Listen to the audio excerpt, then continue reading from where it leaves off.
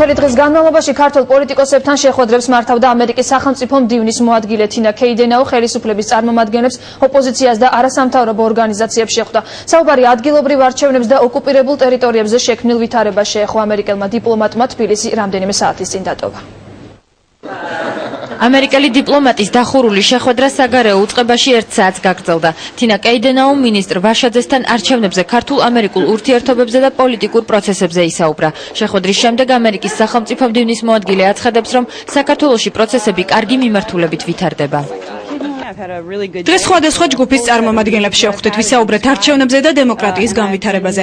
მოხარული ვარ, რომ პროცესები კარგი მიმართულებით ვითარდება საქართველოში. არჩევნები ღიად და გამჭვირვალედ უნდა ჩატარდეს. კარგია, რომ მონაწილეობას ბევრი პარტია იღებს.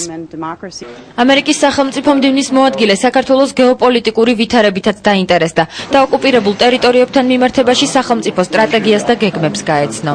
განვიხილეთ ამ გეგმის შემუშავების დეტალები, ისევე როგორც განვიხილეთ ამერიკის შეერთებული შტატების შესაძლო მონაწილეობის ფორმატები ამ სამოქმედო გეგმის განხორციელების საქმეში და ასევე ბოლო მომდინარე 2 თვის, შემდეგი 2 თვის გეგმები. წინასაარჩევნოდ ამერიკელმა დიპლომატმა დრო ოპოზიციასაც დაუთმო და მათი მოსაზრებები მოისმინა. ამერიკის ელჩის რეზიდენციაში სალომე ზურაბიშვილი, ლევან გაჩეჩილაძე, კახა შარტავა და ნიკა ლალიაშვილი მივიდნენ. არჩევნებს რაც ეხება, ჩემი მთავარი არგუმენტი ის იყო, რომ არაფერი არ შეცვლილა რეალურად საარჩევნო გარემოში, იმის მიუხედავად თუ რასაც გვიცხადებენ, მაგრამ ამის მიუხედავად ჩვენ ვიბრძვით ამ არჩევნებში და გვაქვს ძალიან დიდი შანსი, რომელიც არ გამოისახება ამ რეიტინგებში და პროტესტიც გაუცხადე NDI-ის რეიტინგზე. ქრისტიან-დემოკრატიული მოძრაობას აქვს რეგულარული კონსულტაციები ამერიკის სახელმწიფო დეპარტამენტთან. ამჯერად ქალბატონი თინა კეიდენაუს ვიზიტი არის ძალიან მნიშვნელოვანი, იმიტომ რომ ის ემთხვევა უშუალოდ წინასაარჩევნო პერიოდს. ჩვენ მას გავაცანით ჩვენი ხედვა, ჩვენი გეგმები და პრაქტიკულად სრული მხარდაჭერა მივიღეთ ქალბატონი კეიდენაუსაგან. 30 მაისის არჩევნები იყო არასამთავრობო ორგანიზაციებთან შეხვედრის მთავარი თემაც. ამერიკელი დიპლომატი დაინტერესდა, როგორ მუშაობს CSCO და არის თუ არა დაცული ბალანსი ტელევიზიებში.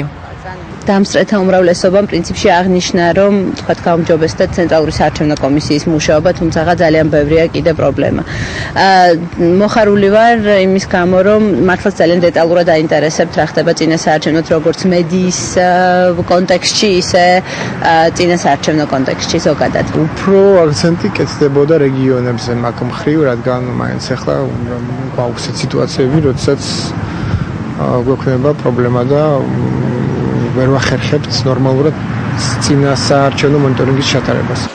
ამერიკის სახელმწიფო მდივნის მოადგილე ახალი ადმინისტრაციის მოსვლის შემდეგ თბილისში უკვე მესამედ ჩამოვიდა.